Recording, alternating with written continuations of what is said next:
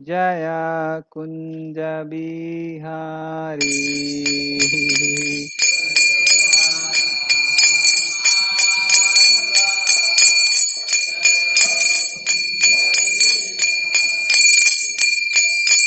जय राधा माधवा जय कुंज बिहारी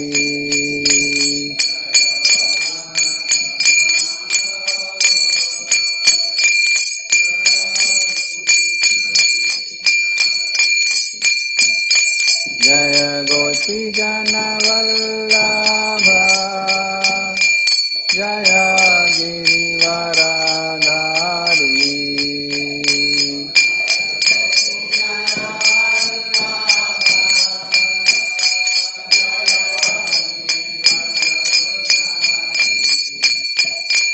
जय यशोदनन्दन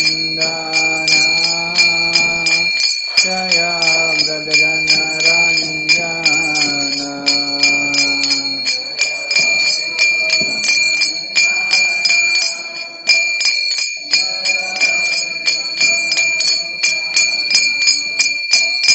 जय यशोदनन्दन जय व्रजजनरञ्जन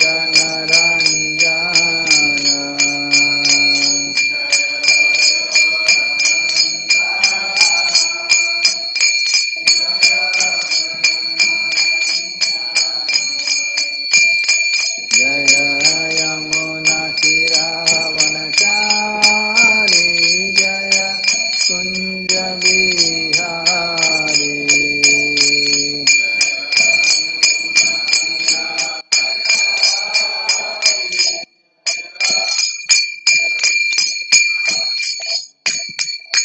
जय राधा माधवा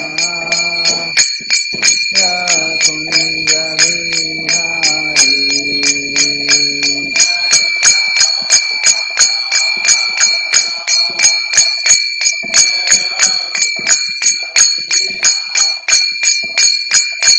हरे कृष्णा कृष्णा कृष्णा हरे हरे हरे राम राम राम हरे हरे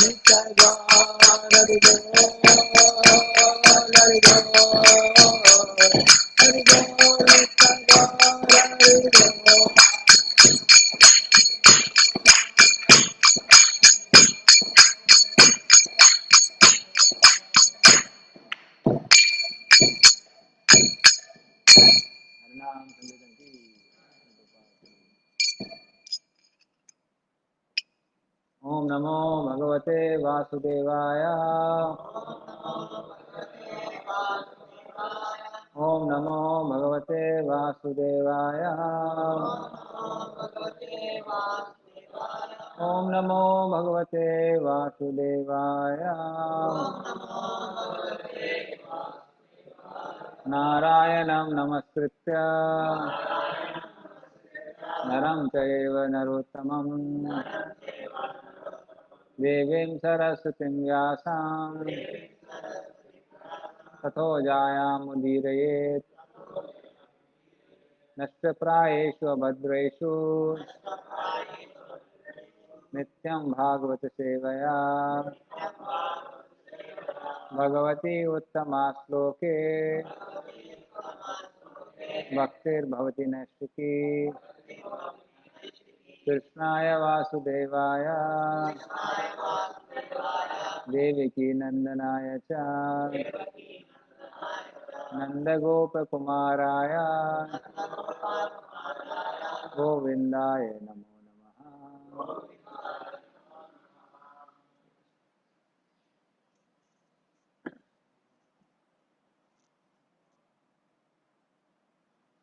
दशम स्कंद 13 नंबर अध्याय।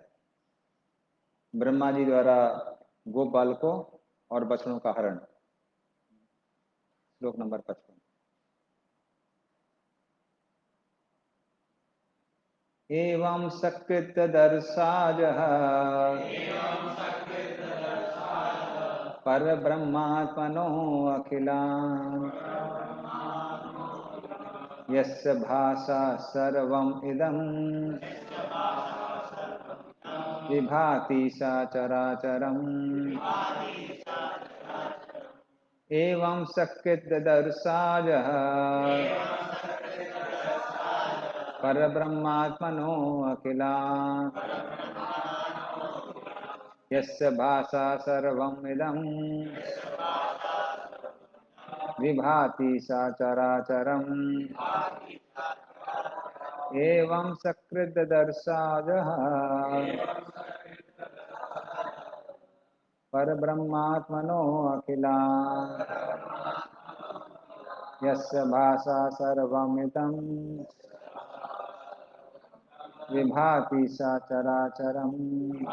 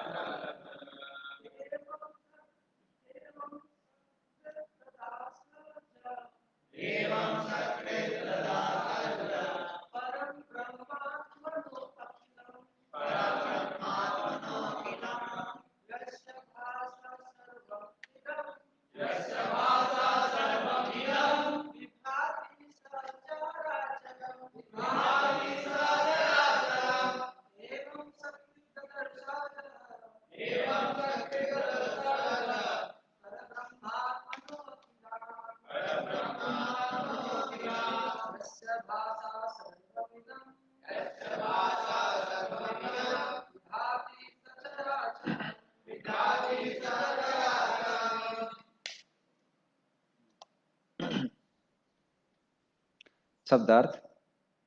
एवं इस प्रकार, सकृत एक ही साथ, ददर्श देखा, अजहा ब्रह्मा ने, पर ब्रह्म परम सत्य के, आत्मनः अंश, अखिलान सारे बछड़ों तथा बालकों को, यस जिसके, भाषा प्रकट होने से, सर्वम सभी, इदम यह, विभाति व्यक्त है, सचर अचरम जो कुछ भी चर तथा अचर है।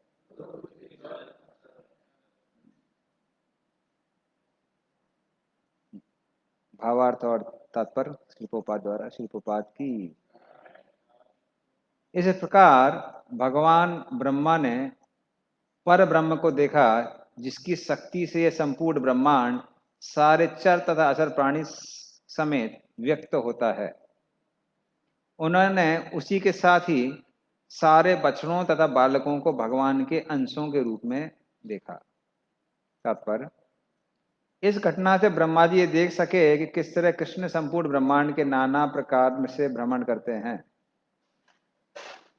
संपूर्ण ब्रह्मांड में नाना प्रकार से भ्रमण करते हैं।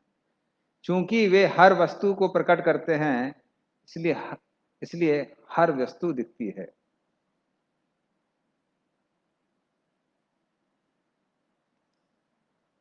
ओम ज्ञानतिमिरन्धस्य ज्ञानाञ्जनशलाकया चक्षुरुन्मिलितं येन तस्मै श्रीगुरवे नमः।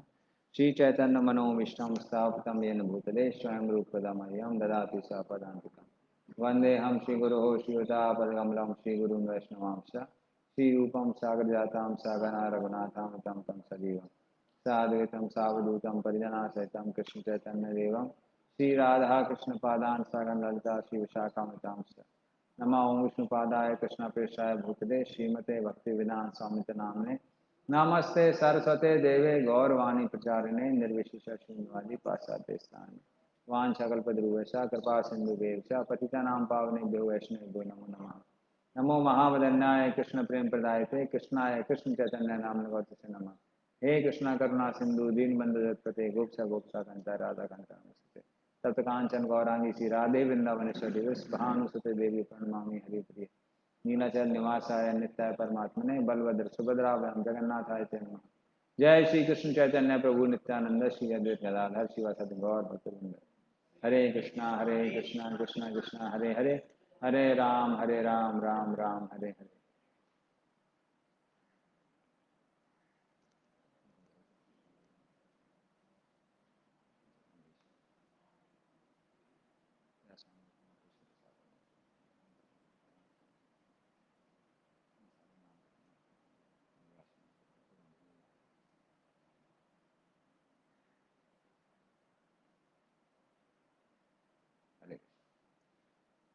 हम सारे भक्तों से अनुरोध करते हैं, उनको आशीर्वाद दीजिए ताकि हम इस श्लोक पर कुछ बोल सके।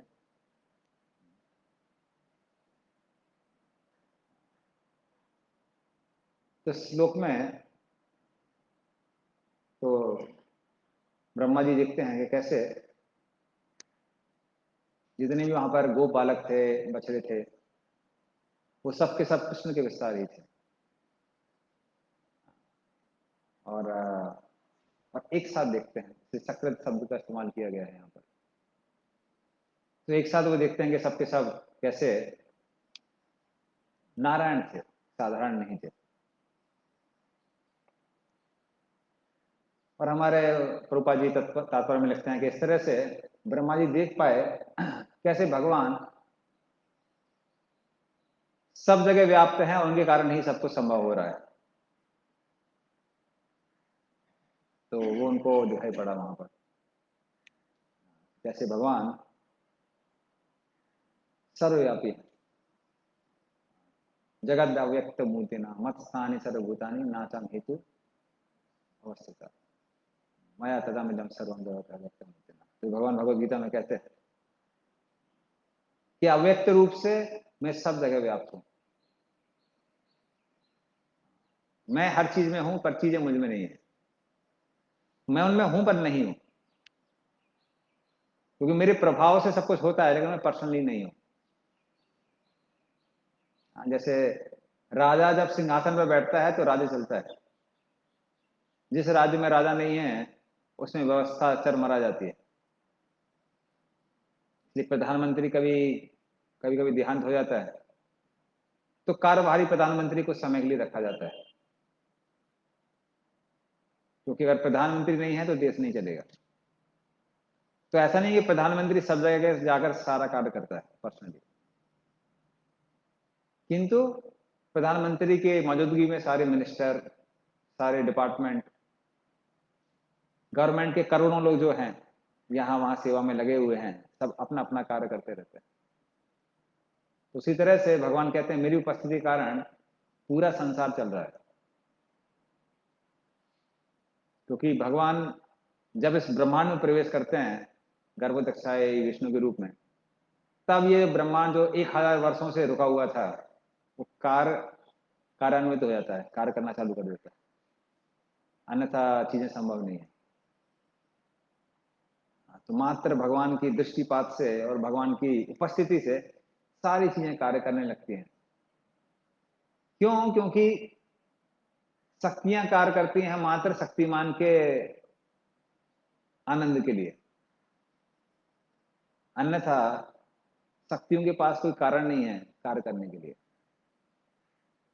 तो जो भी भगवान की शक्तियां हैं सबकी सब भगवान की शुद्ध भक्त हैं, भले ही वो भूदेवी हैं या श्री देवी हैं या नीला देवी हैं, जो भी है। तो ये सारी देवियां तभी कार्य करती हैं जब मात्र भगवान की प्रसन्नता के लिए। तो इसलिए जब भगवान उपस्थित होते हैं तब वो कार्य करती है, भगवान नहीं रहेंगे तो वो कार्य नहीं करेंगे। तो होता सब भगवान के कारण ही है, भगवान की इच्छा शक्ति सबके साथ कोऑर्डिनेशन करती है और सारा कार्य होता है। किंतु भगवान यदि उपस्थित नहीं है तो कुछ भी कार्य नहीं होगा। तो उस तरह से भगवान बोलते हैं मैं उनमें हूं और नहीं हूं, क्योंकि पर्सनली नहीं करता, किंतु मेरी उपस्थिति न होने के कारण कुछ होगा भी नहीं।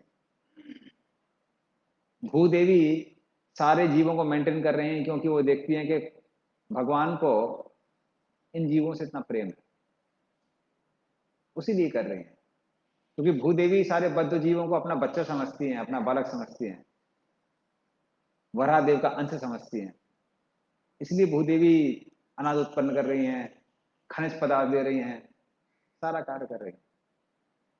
अन्यथा भूदेवी के लिए कुछ और कारण नहीं है। इसीलिए जब जब नास्तिक लोगों की वृद्धि हो जाती है, भूदेवी कहती है कि बहुत कष्ट हो रहा है,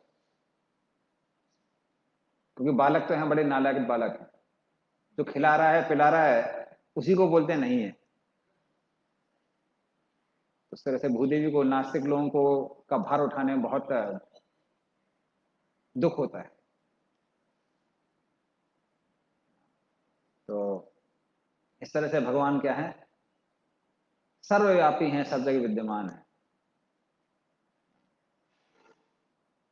और ब्रह्मा जी अब भगवान को एक हिसाब से देखा जाए, अब वो समझ पा रहे हैं कि कृष्ण भगवान है। तो वैसे कृष्ण रूप ज्यादा कई बार सुगम होता है देखने के लिए, क्योंकि कोई भी साधारण व्यक्ति जब कृष्ण अवतरित होते हैं तो देख सकते हैं उनको। कृष्ण कभी राजा के बच्चे नहीं बनते हैं, राजपुत्र नहीं है। कृष्ण मंत्री के बेटे हैं। कहां पर? द्वारिका में या मथुरा में। तो द्वारिका में भी वो उग्रसेन को राजा बनाते हैं, स्वयं राजा नहीं बनते हैं। स्वयं एक मंत्रिमंडल में एक मंत्री की तरह बन के रहते हैं, क्योंकि वसुदेवी कौन है? मंत्री है। तो उस तरह से वो मंत्री के बेटे बन के रहते हैं। मंत्री के बेटे से मिलना आसान है, राजा के बेटे से मिलना ज्यादा मुश्किल है। और वृंदावन में आते हैं तो ग्वाले बन जाते हैं। ग्वाले मतलब ग्वाले के पास फुल टाइम है, गाय अपना काम करती रहती हैं घास चरने का, और ग्वाले को आपने देखा होगा हमारे गौशाला के आसपास, वो लाठी लेके वहीं बैठा रहता है, कुछ नहीं करता है। वो भी अपने आप में बहुत बड़ी उपलब्धि है कि बिना कुछ किए इतनी देर बैठा रहता है। तो हमको बड़ा आश्चर्य होता है कि 8-8 घंटे वो लाठी लेके कैसे बैठा रहता है, हमको ही समझ में नहीं आता है। किंतु वो ग्वाला है, ग्वाला मतलब बहुत टाइम। तो कृष्ण ग्वाल वाल के रूप में आते हैं, मतलब बहुत टाइम है, जो चाहे आराम से मिल सकता है कृष्ण के साथ। तो इस तरह से कृष्ण बहुत अप्रोचेबल है, तो लगता है कि बड़े आराम से मिल सकते हैं, किंतु उनको आराम से कोई समझ नहीं सकता है। यहां हम देख सकते हैं ब्रह्मा जी चारों कोण चित्त हो चुके हैं। इसीलिए भगवान अभी, भगवान चाहते तो दिखा देते कि ये गोप बालक जो हैं, जो जितने भी बछड़े हैं, वो सब मैं ही हूं। तो उनका जो स्वयं रूप है उसी का विस्तार कर देते उसको। तदेकात्म रूप कहते हैं कि सारे के सारे कृष्ण ही दिखाई पड़ते। पर अगर कृष्ण ही दिखाई पड़ते तो भी ब्रह्मा जी की का जो कंफ्यूजन था उतने अच्छे से दूर नहीं होता। तो जानबूझ के भगवान ने क्या किया, अपना कृष्ण रूप नहीं दिखाया, चतुर्भुज रूप दिखाया। क्योंकि चतुर्भुज रूप को भगवान मानना ज्यादा आसान होता है। आपके 2 भुजाएं हैं, भगवान की 4 भुजाएं हैं, लगता है कुछ तो स्पेशल है। कृष्ण आते हैं, देखिए 2 भुजाएं उनकी हैं, 2 भुजाएं हमारी। हमें थोड़े हाई कास्ट वाले हैं, ब्राह्मण हैं, क्षत्रिय हैं, वो तो ग्वाले हैं। तो कई बार लोग कृष्ण को समझ नहीं पाते। भगवत गीता में भी जब कृष्ण विराट रूप दर्शन कराते हैं, और विराट रूप दर्शन कराने के बाद में अर्जुन जब भयभीत हो जाता है, कहता है मुझे भगवान समझ में आ गया कि आप भगवान हैं, और दर्शन मत कराइए। तो भगवान कहते हैं कि ये जो मेरा रूप है, ये ब्रह्मा जी के एक दिन में एक ही बार दिखाया जाता है, और वो भी थोड़ी देर के लिए। गीता जब बोली गई उसी समय दिखाया गया। इतना रेयर अपॉर्चुनिटी है, तुम बोल रहे हो कि नहीं देखना है, नहीं देखना है। तो अर्जुन कहता है रूप तो बड़ा विशेष है, कभी कभी दिखाई देता है, किंतु अच्छा नहीं लगता, ये तो भय उत्पन्न करने वाला है। तो ये रोमांटिक मूवी नहीं है, ये हॉरर मूवी है। तो बड़ा भयानक रूप है आपका, तो ये इस रूप का हमको दर्शन नहीं करना है। तो भगवान बोले ठीक है, चेंज करना पड़ेगा। तो फिर भगवान दिखाते हैं सम्यक रूप। सम्यक रूप मतलब चतुर्भुज वाला, चतुर्भुज रूप दिखाते हैं। और फिर चतुर्भुज रूप के बाद में भगवान दिखाते हैं सौम्य रूप, 2 हाथ वाला। सौम्य रूप मतलब जो बहुत मधुर है, मात्र आंखों के लिए अद्भुत नहीं है, मन के लिए भी बहुत प्रेम देने वाला है। तो इस तरह से भगवान तीन अलग अलग रूप दिखाते हैं, और तीनों की अलग अलग विशेषताएं हैं। प्रभुपाद जी लिखते हैं, तो एक तो खास विशेषता यह है कि अर्जुन बताना चाह रहा था कि आप लोग इतने कंफ्यूज हैं, जो सोच रहे हैं कृष्ण साधारण व्यक्ति हैं। ये साधारण व्यक्ति नहीं है, ये वही चतुर्भुज रूप नारायण है, और विराट रूप हैं, जिनके हाथों की तो गिनती ही नहीं कर सकते आप। सब जगह उनके हाथ ही हाथ दिख रहे हैं, पैर ही पैर दिख रहे हैं। तो कोई विराट रूप देखता है तो उस पर विश्वास करना कि वो भगवान है बहुत आसान हो जाता है। ज्यादा आपको एक्सप्लेनेशन नहीं देना पड़ेगा, एक बार विराट रूप दिखा दिया, हाँ आराम से विश्वास हो जाता है। चतुर्भुज रूप में भी थोड़ा और विश्वास हो जाता है, 2 एक्स्ट्रा हाथ हैं, शंख चक्र गदा पद्म में, फिर भी विश्वास हो जाता है। और 2 भुज रूप में तो एकदम कंफ्यूजन हो जाता है, उल्टा हो जाता है, उसमें विश्वास नहीं होता है। तो उस पर विश्वास करना बहुत मुश्किल है, जो सौम्य रूप है। तो बहुत मधुर है, किंतु उनको भगवान की तरह देखना बहुत मुश्किल हो जाता है। इसलिए पहला जो रूप है भगवान का, विराट रूप, उसमें भगवान की महानता स्पष्ट रूप से दिखती है, एकदम क्लियर। चतुर्भुज रूप में जब भगवान आते हैं तो भी भगवान की महानता दिखती है, पर द्वारका और मथुरा में वो चतुर्भुज रूप कभी कभी दिखाते हैं। जब जन्म हुआ था मथुरा में तब दिखाया था, ताकि वसुदेव और देवकी जो बहुत भयभीत थे कि ये जो बेटा है मेरा, इसको भी कंस मार देगा, क्योंकि 6 पुत्रों का ऑलरेडी पहले वध हो चुका था।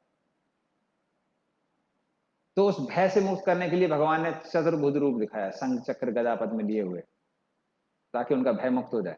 और भय मुक्त हो जाता है, और वो सुंदर सुंदर प्रार्थनाएं करते हैं कि आप तीनों गुणों के परे हैं, ऐसा है वैसा, बहुत सारी प्रार्थनाएं करते हैं। किंतु फिर क्या होता है, फिर उनका वात्सल्य भाव बढ़ जाता है। तो फिर क्या बोलते हैं, बोलते भगवान आपकी 4 भुजाएं हैं, आपको देख के तो कंस वैसे ही समझ जाएगा कि आप भगवान हैं, कुछ मिसअंडरस्टैंडिंग भी नहीं रहेगी। तो जैसे उन्होंने हमारे 6 पुत्रों को मारा हुआ है, आपको भी मार देंगे, मार देगा कंस। तो क्या करिए, आपने 4 की जगह 2 भुजाएं दिखाइए, दो दो थोड़ा समेट लीजिए, ताकि हम आपको कहीं छुपा सके। और आपके शरीर से जो इतनी ब्रह्म ज्योति निकल रही है, उसको थोड़ा लाइट को ना ल्यूमिनोसिटी अपना थोड़ा कम करिए, थोड़ा सा उसको कम करिए, ताकि हम आपको कहीं छुपा सके अंधेरे में।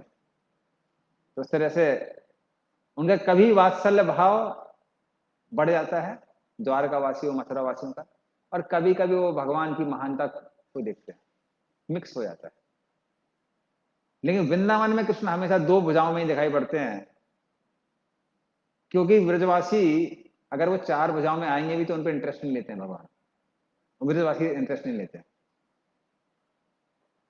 उनको इंटरेस्ट है सिर्फ 2 भुजाओं वाले कृष्ण में, क्योंकि वो मात्र भगवान की मधुरता का आस्वादन करना चाहते हैं, भगवान की महानता का आस्वादन नहीं करना चाहते। इसलिए रासलीला को छोड़ के जब कृष्ण गायब हो जाते हैं और गोपियां उनको ढूंढती हैं, तो कृष्ण चतुर्भुज रूप में आते हैं। कृष्ण बोलते हैं गोपियों ने बड़ा हमारा डांस देखा हुआ है, अभी थोड़ी हमारी शक्ति भी देखेंगी। तो जब चतुर्भुज रूप में आते हैं तो गोपियां उनको प्रणाम करती हैं, पूछती हैं कि भगवान एक बहुत इंपॉर्टेंट क्वेश्चन है। तो भगवान को लगता है शायद ज्ञान जागृत हो रहा है। क्वेश्चन क्या है?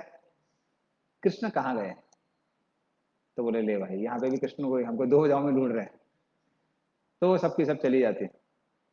कहते हैं राधा रानी के को देखकर कृष्ण का ही मूड चेंज हो जाता है। वो 2 भुजाएं गायब हो जाती हैं, 2 भुजाएं बचती हैं, पकड़े जाते हैं। तो इस तरह से ब्रजवासी भगवान कितना भी प्रयास क्यों ना करें, ब्रजवासी भगवान की महानता में विश्वास करते ही नहीं। वो भी कथा आपने कई बार सुनी हुई है कि जब बलराम जी आते हैं, देखते हैं कृष्ण को बांध दिया है, तो बलराम जी आते हैं यशोदा के पास, बोलते हैं कि अरे कृष्ण को बांध दिया।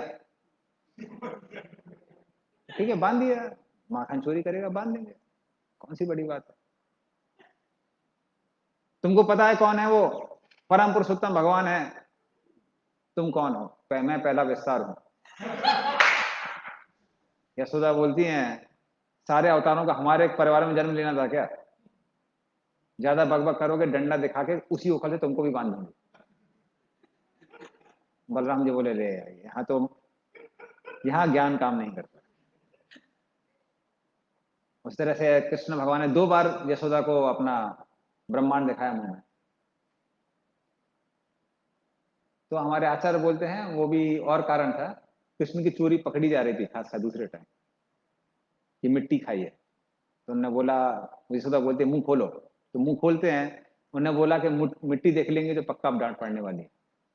तो अपना ब्रह्मांड दिखा दिया मुंह के अंदर। तो यशोदा ने जब ब्रह्मांड देखा कृष्ण के मुंह में, तो वो अपने आप में सोचने लगी, कहने लगी कि ऐसा तो नहीं है कि ये जो सामने मेरे बैठा है ये भगवान है? फिर बोले भगवान तो नहीं हो सकता, वो तो नहीं है। तो बोले कुछ और होना चाहिए। तो फिर बोलते हैं हो सकता है देवताओं की माया हो। कह रहे लेकिन मैं साधारण सी स्त्री हूं, मुझे देवता लोग क्यों मोहित करेंगे? फिर सोचते हैं शायद किसी असुर की माया होगी। तो बोले हाँ ये हो सकती है भाई, असुर की माया पक्का हो सकती है। तो फिर वो मणि मंदर सिंह देव को याद रख करने लगी, अलग अलग रक्षा के लिए मंत्र बोलने लगे। उनको लगा कि पता नहीं क्या हो गया है, किस असुर की माया है, और फिर वो कृष्ण का मुंह बंद कर देती।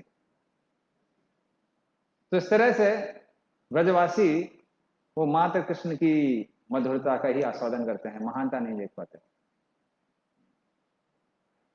तो ये ब्रज है, तो ब्रज में मात्र मधुरता है, वैकुंठ में मात्र भगवान का ऐश्वर्य है, और मथुरा द्वारका में कभी ऐश्वर्य और कभी माधुर्य दिखाई देता है भगवान का, मिक्स होता है दोनों को दोनों।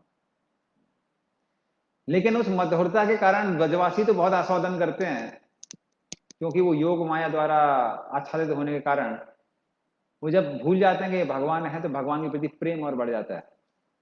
किंतु अन्य लोग जो हैं वो भगवान को भगवान नहीं समझ पाते। इसलिए पूरे भारत में आप जाइए, राम के ऊपर किसी को कंफ्यूजन नहीं है। तो लोग बोलते हैं हमारा बेटा जो है वो अच्छी क्वालिटी, मतलब हमारा बेटा राम जैसा है, राम जैसी क्वालिटी है। कृष्ण जैसी क्वालिटी कोई नहीं बोलता है। तो कृष्ण के दो हाथ और बहुत सारे उन्होंने ऐसे कार्य किए हैं जो किसी को भी कंफ्यूज कर सकते हैं, इसलिए लोग समझ नहीं पाते हैं। इसलिए भगवान क्या बोलते हैं, अवजानन्ति मां मूढ़ा मानुषम तनुमाश्रितम परम जहाव अजानंतो मम भूत महेश्वरम। तो भगवान बोलते हैं कि जो साधारण मूर्ख लोग हैं वो नहीं जान पाते हैं, वो सोचते हैं क्या, मैं साधारण मनुष्य हूं उनके जैसा। मानुषम तनुमाश्रितम, कि भले ही मैं मानव जैसा हमारा देह देख के उनका वो लगता है हमारे जैसा है, इसलिए आरोप प्रत्यारोप करने लगते हैं। किंतु साधारण लोग नहीं, बड़े बड़े ब्रह्मा जी जैसे व्यक्ति जो हमेशा नारायण की पूजा करते रहते हैं, वो भी कृष्ण को देख के कंफ्यूज हो जाते हैं, जो कि इस एपिसोड में हमने देखा है। इसलिए भगवान को, कृष्ण को समझना बहुत मुश्किल है। तो विराट रूप भले थोड़ी देर के लिए दिखता है, कृष्ण कम से कम 125 साल 127 साल जो भी था उतना रहे इस धरातल पे। विराट रूप तो कुछ ही मिनट के लिए, तो गीता बोली गई, कुछ भक्त बोलते हैं 45 मिनट या फिर ज्यादा होगा कुछ। तो कुछ मिनट के लिए वो विराट रूप दिखा, किंतु विराट रूप को समझना आसान है, कृष्ण को समझना आसान नहीं। कृष्ण के रूप को समझना बहुत मुश्किल है। वो विराट रूप के रूप को समझने से भी ज्यादा दुर्लभ है। इसलिए गीता में कृष्ण के रूप को ज्यादा दुर्लभ कहा गया है, दो हाथों वाले रूप को। जैसे एक मॉडर्न एग्जांपल जो सबको समझ में आता है कि आम को देखना, पपीते को देखना, एटम को देखने से, अणु को देखने से ज्यादा दुर्लभ है। क्योंकि आप कुछ भी देखना है, सब कुछ अणु का बना हुआ है। माइक एटम का बना हुआ है, लैपटॉप एटम का बना है, जहां भी आप देखते हैं एटम ही एटम दिखते हैं। लेकिन फिर भी दिखते हुए एटम नहीं दिखता, क्यों नहीं दिखता है, अणु क्यों नहीं दिखता है? उसके लिए ज्ञान की आवश्यकता है। तो जब तक व्यक्ति को उचित ज्ञान नहीं है, तब तक वो अणु को नहीं देख सकता है। भले अणु बड़े आराम से दिख जाता है, हर जगह दिखता है। उसी तरह से कृष्ण का ये जो सौम्य रूप है वो बड़े आराम से सब जगह दिखता है, किंतु उसको समझना आसान नहीं है। इसके लिए एक शुद्ध भक्त का आश्रय लेना पड़ता है। जब तक व्यक्ति एक शुद्ध भक्त का आश्रय नहीं लेता है, कृष्ण के सौम्य रूप को नहीं समझ सकता है। बहुत मुश्किल है। इसलिए भगवान बोलते हैं, तो इसलिए भारत में कई बार लोग हैं उनको लगता है हम भगवान को समझते हैं, लेकिन नहीं समझते हैं, क्योंकि उनको पता नहीं है कृष्ण हमारे जैसे नहीं, कृष्ण अलग है। ये लोग बहुत अजीब अजीब हरकतें करते हैं। एक हमको भक्त बता रहे थे कि उन्हें कांग्रेस में एक माता जी है, वो लड्डू गोपाल को अपना बेटा ही मानती है, तो बाथरूम में ले जाकर उनको नहलाती भी है साबुन वाबुन लगा के, जैसे बच्चों को नहलाती है। बच्चों को ऐसे मुंह में लगा लगा के खिलाते हैं, वैसे ही खिलाती है। तो उनको लगता है कि हमारा लड्डू गोपाल के प्रति बहुत प्रेम है, किंतु वो प्रेम नहीं है। क्योंकि आपको पता होना चाहिए पहले तो ये कौन है। ब्रजवासियों की बात अलग है, वो योग माया द्वारा आच्छादित है, किंतु साधारण लोग वो महामाया के कारण नहीं देख पाते हैं, कृष्ण को अपने जैसा ही समझ बैठते हैं। तो ये ऐसी अगर भक्ति होती है, ऐसी भक्ति से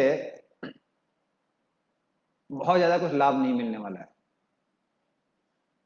तो ये जो श्लोक है उसके अगले श्लोक में ही कृष्ण इसको समझा देते हैं।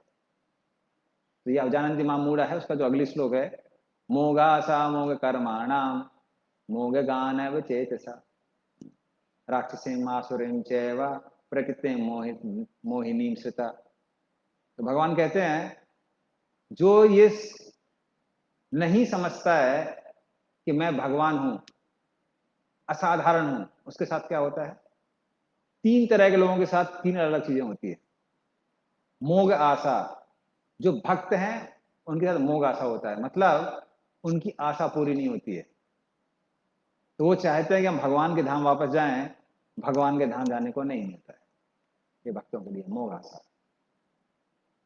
अगर कोई कर्मकांडी है तो मोह कर्माणा, कर्मों का जो फल है स्वर्ग आदि की प्राप्ति, वो भी उसको नहीं मिलती है। और जो ज्ञानी है, जो कि ब्रह्म ज्योति में लीन होना चाहते हैं, तो मोग ज्ञान विचेतसः, उनको ब्रह्म ज्योति की प्राप्ति नहीं होती अगर वो कृष्ण को एक साधारण मन से समझते हैं। तो कई बार भक्त लोग कहते हैं ना, कहते हैं प्रभुपाद जी इतने स्ट्रांग क्यों हैं मायावाद के खिलाफ? क्योंकि ऐसा हो जाता है, कोई जो लोग सोचते हैं कृष्ण का शरीर हमारे जैसा है, जिनके पास मायावाद का कंसेप्ट है, तो अगर कोई भक्त भी है तो भी उसको गोलोक वृंदावन नहीं मिलेगा।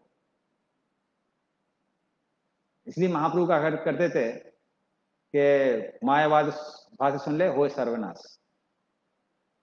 क्योंकि अगर थोड़ा सा भी आपको लग रहा है कि कृष्ण हमारे जैसे हैं, साधारण हैं, खत्म, सारी डेस्टिनेशन खत्म वहां पे। उल्टा क्या होगा? राक्षसीम आसुरीम चैवा, उसकी राक्षसी और आसुरी ही स्वभाव उसके अंदर प्रकट होने लगेगा। प्रकृति मोहिनाम सीता, प्रकृति उसको पूर्ण रूप से मोह लेगी। तो इतना डेंजरस है। इसलिए बिना शुद्ध भक्त का आश्रय लिए बिना शुद्ध भक्त से सुने हुए कोई भी कृष्ण को प्राप्त नहीं कर सकता है। यही सॉल्यूशन है। तो जो सहजिया लोग हैं, जो लोग सोचते हैं कि बड़े आराम से कृष्ण की प्राप्ति हो जाएगी, वो ऐसा राधे राधे करके और सहजिया वो करके दिखा के, गौरा रामी चिल्ला के, वो उनको भगवान की प्राप्ति नहीं होने वाली। तो जब हम शुद्ध भक्त का आश्रय लेते हैं, उसके अधीन होकर उनसे सुनते हैं, तभी हम भगवान को समझ सकते हैं। और यदि हम भगवान को समझेंगे तो हम देखेंगे कि इन शास्त्रों में भी बड़ा रस है।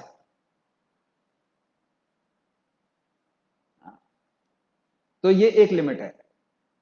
एक लिमिट क्या है? लोग बोलते हैं कि शास्त्रों को पढ़ने की आवश्यकता नहीं है, और वो कारण ये है, कई बार शास्त्रों को बहुत बोरिंग लगते हैं, खासकर भगवत गीता वगैरह। किंतु जिसको भगवान से प्रेम है, उसको भगवत गीता में भी आस्वादन आता है, उसको भी उस भगवत गीता में भी स्वाद आता है। जैसे माता पिता कभी अपने बच्चों के छोटे छोटे डिटेल बताते हैं, आपने देखा होगा, आपको लगता है क्या बताने की जरूरत है। बोलते हैं कि ये देखो अभी ये कर रहा है, अभी वो कर रहा है, इसको ये पसंद है, इसको वो पसंद नहीं है, अभी यहाँ जा रहा है, वहां जा रहा है। खासकर बच्चे का फॉरेन टूर हुआ है तो ऐसा बताते हैं जैसे पता नहीं बहुत बड़ी उपलब्धि हो गई हो। और हम सुनते हैं, बोलते हैं कि ठीक है यार, कौन सा कुछ विशेष है। तो उनको इतना आनंद क्यों आता है? उनको इतना आनंद इसलिए आता है क्योंकि प्रेम है। तो प्रेम के कारण व्यक्ति के जो छोटे छोटे गुण हैं, छोटी छोटी क्रियाएं हैं, बहुत अच्छी लगती है। किंतु जब प्रेम नहीं होता तो अच्छा नहीं लगता है। इसलिए चैतन्य महाप्रभु जब गौरीदास पंडित से मिलने जाते हैं, जो भक्त अंबिका काल गए हैं उनको पता है, तो गौरीदास पंडित को वो क्या देते हैं गिफ्ट? खुद से लिखी हुई भगवत गीता गिफ्ट करते हैं। तो वो साखरस में बोलते, तो गौरीदास में साखरस, हाँ, सुबल सखा, तो साखरस में तो चाहते थे उनको, उनके साथ में कुछ साखरस की लीलाएं वगैरह नोट करके देते, पर उनको भगवत गीता लिख के दी। क्योंकि भक्त लोग भगवान की छोटी छोटी जो गुण हैं उनका आस्वादन करने में आनंद लेते हैं। तो शुरू शुरू में क्या होता है, खासकर हम भक्ति में जब नए नए आते हैं तो हमको लगता है कि हमको बहुत कुछ आ गया है, इसलिए कई बार लगता है ये बोरिंग है, ये पढ़ने की जरूरत नहीं है, सब थोड़ा सा ही पढ़ेंगे, इतना पढ़ेंगे, इतना ज्यादा पढ़ने की आवश्यकता नहीं। तो नया नया ज्ञान होता तो ऐसा लगता है। हमको भी आता है शुरू शुरू में जब बहुत सारी डिवाइस वगैरह दी थी, डिस्कवर योरसेल्फ कोर्सेज, तो लगता था बस अब सब कुछ आ गया है, कोई भी संसार में आए किसी को भी डिफीट कर सकते हैं। जब गहराई से शास्त्र पढ़ना चालू किया तब समझ में आया कि कुछ नहीं आता है। तो भक्तों का ये रियलाइजेशन है कि हम भगवान को समझ नहीं सकते हैं, फिर भी भगवान को समझने का प्रयास क्यों करते हैं? क्योंकि भगवान को समझने का प्रयास भी भक्ति का एक अंग है।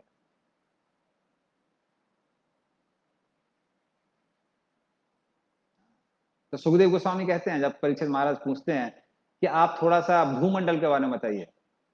सुखदेव गोस्वामी कहते हैं भूमंडल के बारे में पूर्ण रूप से कोई नहीं जान सकता है, जितना मैं समझ सकता हूं उतना बताऊंगा। सौनक आदि ऋषि सूत गोस्वामी से पूछते हैं, कहते हैं भागवतम का थोड़ा वर्णन कीजिए, जैसा कि आपने सुखदेव गोस्वामी से सुना है। वो बोलते हैं यथा मति यथा श्रुतम, जैसे मैंने सुना है और जितनी अपनी मति से समझा है उतना मैं बताऊंगा, क्योंकि उनको भी पता है कि पूर्ण रूप से भगवान को नहीं समझ सकते। ब्रह्मा जी भी आगे बोलेंगे ज्ञाने प्रयास उद्पास से नमनती एवं, कि ज्ञान से हम भगवान को नहीं समझ सकते, किंतु फिर भी भगवान भक्त समझने का प्रयास क्यों करते हैं? क्योंकि वो भक्ति का एक अंग है। कृष्ण ये अलग अलग श्रेणियां बताते हैं भक्ति की, 12वें अध्याय में, 12वें अध्याय में आता है तो बताते हैं, कहते हैं कोई मात्र भगवान का स्मरण हमेशा करता रहे ब्रजवासियों जैसा, वो सर्वश्रेष्ठ है, किंतु वो ब्रजवासियों के लिए संभव है। हम हर समय भगवान को याद नहीं कर सकते, इसको बोलते हैं श्रवणात्मिक भक्ति। कोई वो नहीं कर सकता है तो मननात्मक भक्ति करता है, वो इस पे आता है कि भगवान के बारे में जो जो सुना हुआ है उसका कंटेम्पलेशन, उसको मनन करना अपनी बुद्धि के द्वारा। तो ये भक्ति का बहुत इंपॉर्टेंट अंग है।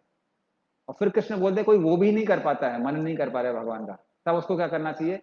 साधना भक्ति करना चाहिए, थोड़े से भाव के साथ साधना भक्ति करना चाहिए, जो भी थोड़ा भाव है उसके अंदर। कोई बोल रहा है बिल्कुल भाव नहीं है, तो भगवान बोले ठीक है मेरे लिए कम से कम एक्टिविटी करो, साधना करो। अगर मैं गोल हूं तो तुम जो भी कर रहे हो अपने हाथ से पैर से जो भी कमा रहे हो वो मेरी सेवा में लगाओ, तो इस तरह से वो भी काम करेगा। कोई बोलता है भक्ति भाव भी नहीं है, वो ये भी नहीं कर सकते क्योंकि आपसे ज्यादा लेना देना नहीं है, तब भगवान बोलते हैं ठीक है कुछ नहीं कर सकते तो भक्ति मत करो, निष्काम कर्म करो। पर वो शुद्ध भक्ति कभी कृपा मिलेगी तो भक्ति करने लगोगे, तो उद्धार नहीं होने वाला है, लेकिन ठीक है कम से कम यही करो, कम से कम पाप मत करो।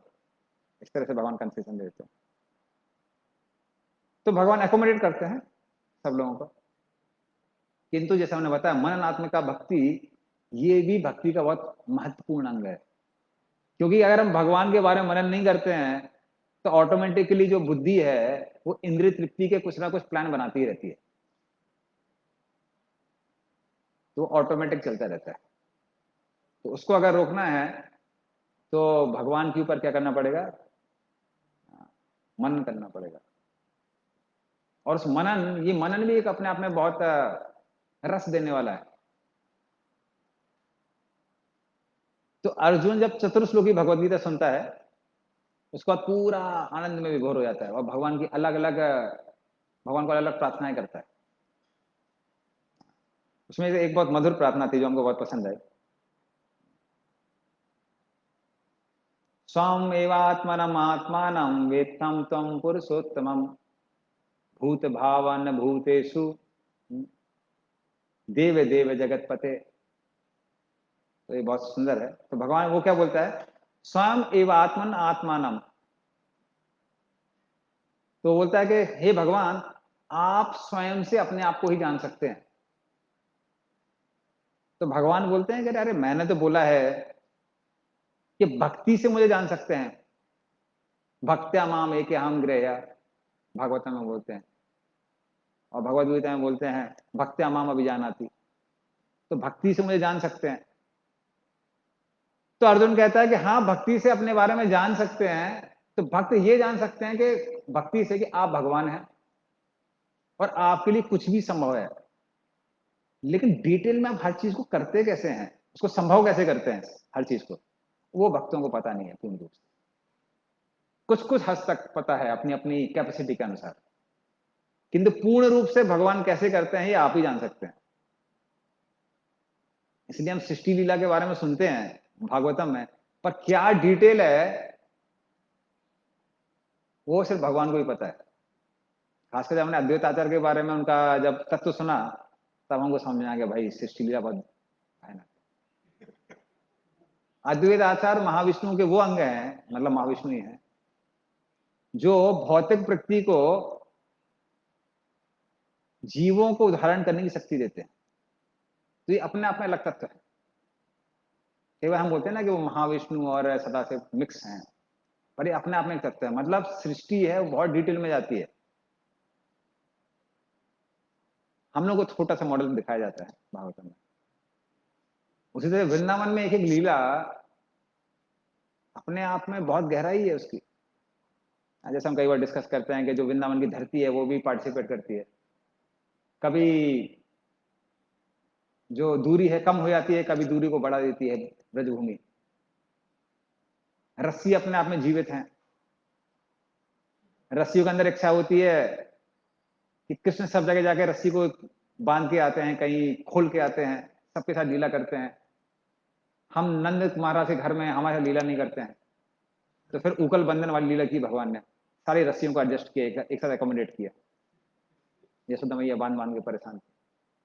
तो भगवान की एक एक लीला अपने आप में उसको पूर्ण रूप से समझना असंभव है। तो इसलिए हे भगवान, आप ही अपने आप को जान सकते हैं, इसलिए आप ही एक्सप्लेन कर सकते हैं। आप एक्सप्लेन करिए, अपने बारे में बताइए।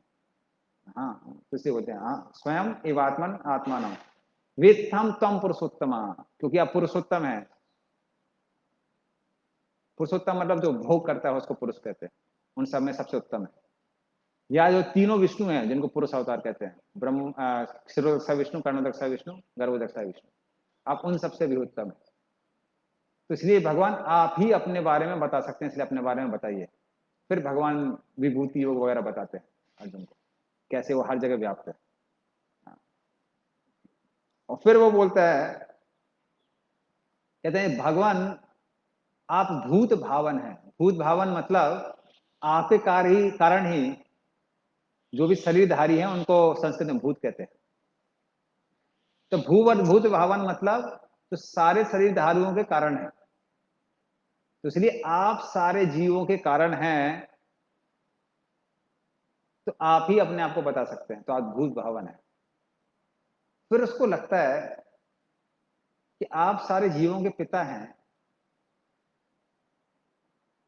ये बहुत अच्छी परिभाषा नहीं है कृष्ण के लिए। क्यों? क्योंकि इस संसार में पिता को हमेशा सम्मान नहीं मिलता है। तो जब तक बेटा कमाने नहीं लगता है, पिता को फिर भी थोड़ा बहुत सम्मान मिलता है कहीं कहीं। कलयुग में वो भी जा रहा है। लेकिन आप देखेंगे कि प्राचीन समय में तब तक कम से कम सम्मान मिलता था जब तक बेटा कमाने नहीं लगता। जैसे ही बेटा कमाने लगता है और व्यक्ति बुजुर्ग हो जाता है, तो फिर पत्नी जो बहुत आज्ञाकारी थी, अभी वो डांटना चालू करती है। तो इसलिए उस पर तो बहुत सारे ना, ज्यादा जोक्स उसी के ऊपर बनते हैं। रिसेंटली हमको एक वक्त ने कुछ जोक भेजा था। तो पति पत्नी को फोन करता है, कहता है आज खाने में क्या बना है? पत्नी बोलती जहर बना है। पति बोलता ठीक है, तुम खा के सो जाना, मेरे को आने में थोड़ा लेट होगा।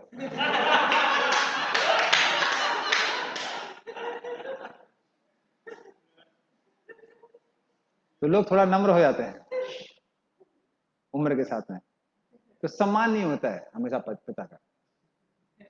तो इसलिए अर्जुन सोचता है ये भूत भावन शब्द अच्छा नहीं है।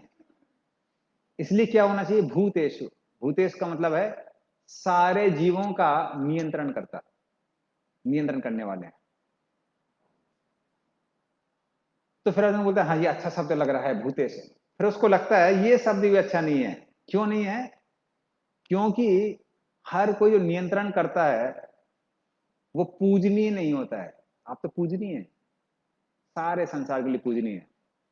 जैसे कि हिरण्यकशिपु ने पूरे ब्रह्मांड पे कब्जा किया और लोग पूजन कर भी रहे थे।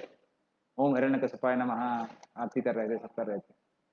किंतु सबको ये पता था कि ये व्यक्ति पूजनीय नहीं है, इसको जूते से मारना चाहिए, पर मार नहीं पा रहे हैं। क्या करें, जूता खाना पड़ेगा।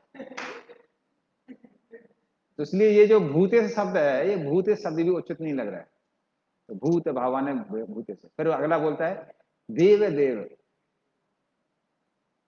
आप देवों के देव हैं, क्योंकि देवता लोग पूजनीय हैं। और आप क्योंकि देवताओं के देवता हैं, इसलिए आप भी सबसे ज्यादा पूजनीय हैं। जैसे देव देव के दो मीनिंग है। एक मीनिंग यह है कि देवता वो होते हैं जो खेलते हैं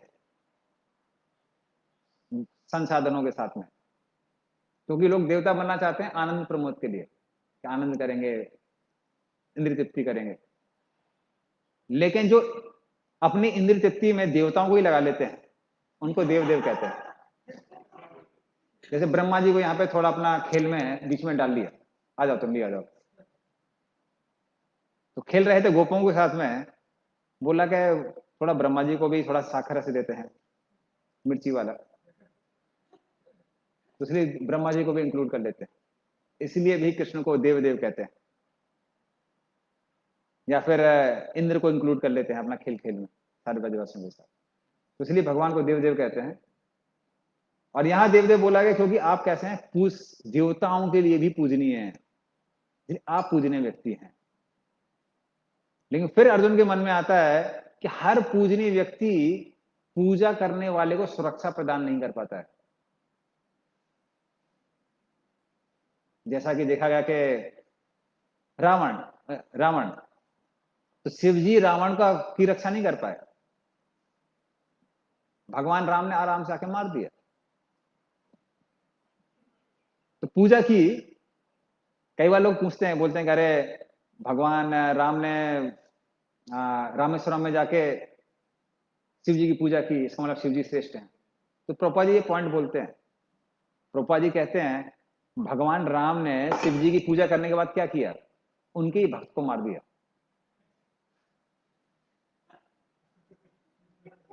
तो ऐसे व्यक्ति का आश्रय कौन लेगा? क्योंकि अगला व्यक्ति आता है, वो पूजा करता है, वो हमको मार देगा। समझ रहे हैं ना? वो रक्षा नहीं कर पाए। जैसे कोई पिता अपने पुत्र की रक्षा कर रहा है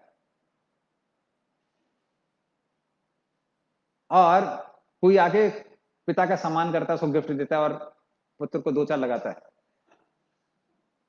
तो बेटा बोलेगा ऐसे बाप होने का फायदा क्या है? रिश्वत लेके हमको ही पिटवा दिया।